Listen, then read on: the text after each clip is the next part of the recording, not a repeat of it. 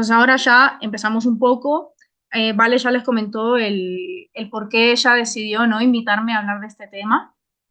Y por qué no, bueno, seguramente en la Casa de los Ladridos, yo todavía no tuve la oportunidad de chusmearla, pero seguramente en la Casa de los Ladridos ya haya contenido de miedos y por qué hoy centrarnos en miedo a ruidos.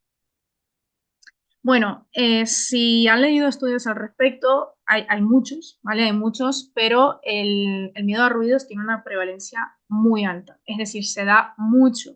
Y sin embargo, el 28% de los tutores no busca ayuda profesional, que es también lo que estábamos viendo antes. A veces porque algunos no normalizan o minimizan el problema, como, bueno, es un poco lo que hay, o yo no puedo hacer nada, bueno, espero a que se le pase. Y las pocas veces que a mí me han consultado al respecto, suele ser más bien porque las consecuencias ya son mucho mayores. Por ejemplo, un perro que, debido a este miedo a los ruidos, está durante meses sin querer salir de la casa, por ejemplo.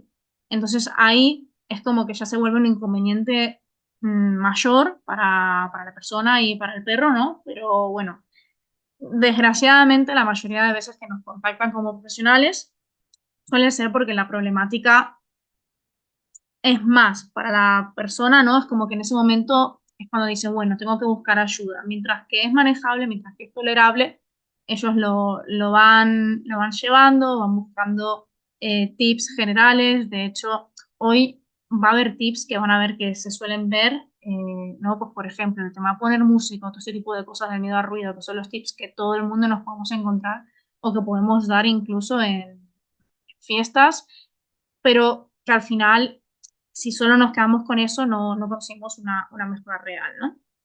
Y bueno, la fobia a los ruidos es bastante prevalente. Y perros, por ejemplo, en un estudio del OI de 2016, los perros que presentaban miedo a ruidos también tenían una mayor probabilidad de presentar otros miedos o incluso trastornos relacionados con la ansiedad. ¿Vale? Es lo que también veíamos un poco en la introducción de que mm, están bastante correlacionados y hay una comorbilidad con otro tipo de problemáticas, pero al menos en mi experiencia no suele ser como la prioridad para la familia, sino que lo solemos descubrir, como comentaba, ¿vale? Cuando ya empezamos a trabajar quizá otra problemática. Y bajo mi punto de vista no debemos ignorarlo. Vale, acá bueno, les pongo una pequeña tabla de un estudio del 2024, donde en Alemania se hizo una encuesta a tutores y bueno, básicamente pues se ve un poco los perros que lo llevan mal, los perros que tienen un miedo moderado, etcétera, y si suman porcentajes van a ver que es bastante alto. ¿Y qué consecuencias tiene esto? Bueno, un deterioro del bienestar emocional. Al final, el perro va generando en función de su nivel de miedo, pero sobre todo cuando esto se repite, que yo al principio no tengo mucho miedo, pero luego mi cerebro aprende que tengo que como estar atento a esto, entonces a la siguiente se vuelve a dar, vuelve a ver esta respuesta, etcétera, etcétera, pues se puede empezar a dar un miedo anticipatorio, perros que se muestran hipervigilantes, es decir, que están en un estado de alerta constante, perros que se niegan a pasear, como puse en el ejemplo anterior. Luego hay ciertos síntomas físicos, como jadeos, salivación, temblores, taquicardia, hacerse sus necesidades de manera involuntaria.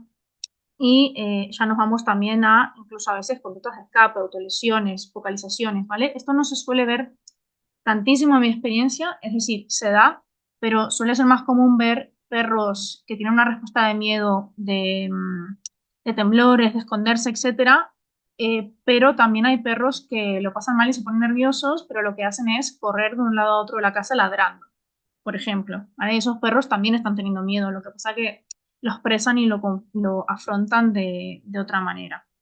Y lo que suelen hacer las personas en ese momento es como intentar bloquear o frenar al perro cuando ese perro, quizá la manera en la que lo está gestionando es dinámica, ¿no? Entonces, bueno, eso también es interesante saber cómo hacerlo según la gestión del perro. Aislamiento social del perro del tutor, afectación a la convivencia, claro, porque ustedes piensen, yo por ejemplo durante años, de hecho lo sigo haciendo para evitar que pueda volver a empeorar, cuando llega fin de año, si estoy en una zona donde pueda haber bastante pirotecnia, yo agarro mi vehículo y me alejo. Entonces yo ha habido 2 años nuevos, uno que lo he pasado totalmente sola, yo tengo una furgoneta camper, entonces lo he pasado totalmente sola en una furgoneta camper en medio de un parque natural, para evitar una inundación, en ese momento una exposición que pudiese volver a sensibilizar a Cala después de todo lo que hemos avanzado. Y esto, bueno, conlleva cierto aislamiento social o a veces el no querer dejar a tu perro, esto sí que ocurre más, ¿no? El no querer dejar a tu perro solo en casa porque hay una tormenta o porque hay fiestas, pero quizá la cena familiar se hace en casa de un tío, un primo, quien sea, y no entienden por qué no, o sea, no te dejan quizá llevar al perro, por el motivo que sea no lo puedes llevar, no entienden por qué no cenas con ellos por no dejar al perro solo en casa, ¿no? Entonces, bueno, se dan ahí también una serie de cosas que hacen. Y en casos extremos, bueno, se puede dar también eutanasia o abandono por problema, presunto problema de conducta. Vale. Entonces es importante entender que cuando el perro tiene una respuesta de miedo, y suelen ser respuestas de miedo moderado e intensas con estos ruidos, en ese momento la emoción es mucho más fuerte que la capacidad de pensar del perro, que la cognición. Entonces el perro se pone en modo supervivencia y no lo hace como por fastidiar o no lo hace queriendo, dijéramos, ¿no? Y acá les puse un caso que tuve hace un par de años, que se llamaba Tula. Es una perra que rompía marcos de ventanas para intentar huir cada vez que escuchaba un petardo. Entonces se ponía como loca, lo que quería era salir por la ventana, tirarse por la ventana. Las ventanas estaban cerradas, evidentemente, pero ella entonces lo que hacía era ponerse a morderlos hasta llegar a arrancarlo y al principio su familia, bueno, intentaba corregirla, eh, cortar esa conducta. Evidentemente la perra no sabía qué otra cosa hacer. Ellos llegaron a dormir con auriculares, con cascos durante semanas como para no escucharla, tipo, eh, bueno, hace ladrar lo que quieras o romper lo que quieras, pero yo duermo. Y bueno, al final evidentemente eso no era sostenible, pero no era un mal comportamiento, ¿no? O sea, al final el animal tenía miedo y no encontraba manera de sentirse mejor o de que se le pasara. Lo que muchas veces se dice, y porque es un problema a nivel de tutores o incluso puede que a día de hoy todavía algunos profesionales, es típicas frases de no pasa nada, ya se le va a pasar el miedo, déjalo solo, que ya va a aprender que en realidad no le pasa nada, no le ocurre nada y se va a dar cuenta de que todo está bien. O la más típica, que luchamos mucho los profesionales contra esta, si le acaricias, si le brindas apoyo al perro, vas a reforzar su miedo. ¿Vale? Bueno, esto es totalmente falso. A día de hoy ya se ha demostrado de mil maneras. El miedo no se refuerza por un contacto, no se refuerza por brindar apoyo a tu perro. Al contrario, los estudios demuestran que el ofrecer consuelo reduce el estrés y facilita que el perro, si bien pueda estar teniendo miedo, este estrés no sea tan elevado y que dijéramos que la experiencia no le resulte tan negativa en cuanto a aprendizaje en un futuro.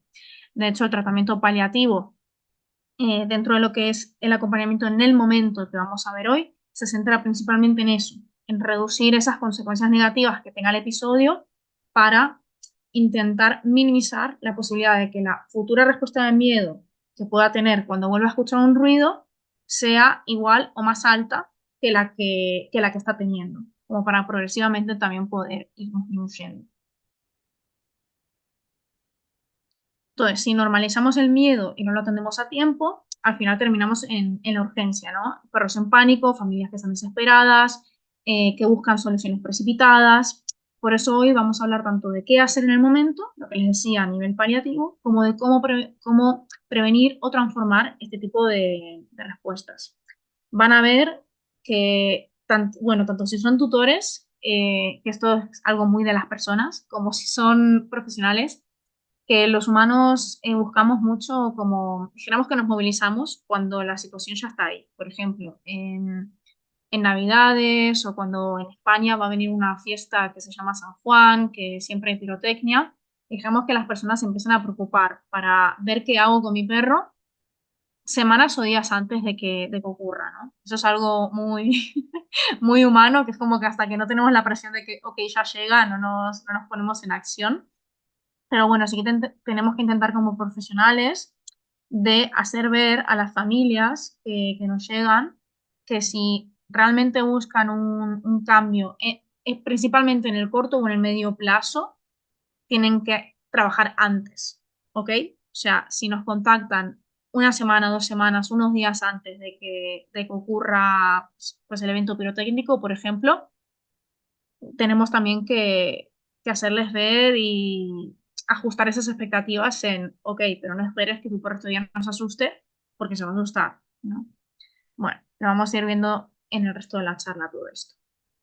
Esto lo voy a hacer rapidito porque entiendo, me dijo, vale, que la mayoría son profesionales o que ya tienen información sobre esto, pero bueno, simplemente decirles que el miedo es un sistema de alarma del cerebro que se activa cuando detecta una posible amenaza, bien sea real o supuesta. ¿Vale? O sea, no hace falta que si yo tengo miedo a las arañas, la araña esté delante mío. Si yo estoy por ejemplo, en una cueva o en un sitio donde yo preveo que puede haber arañas, mi cuerpo va a empezar, dijéramos, a estar un poco inquieto, alerta ante esa amenaza supuesta de que puede haber arañas, ¿no? En ese escenario.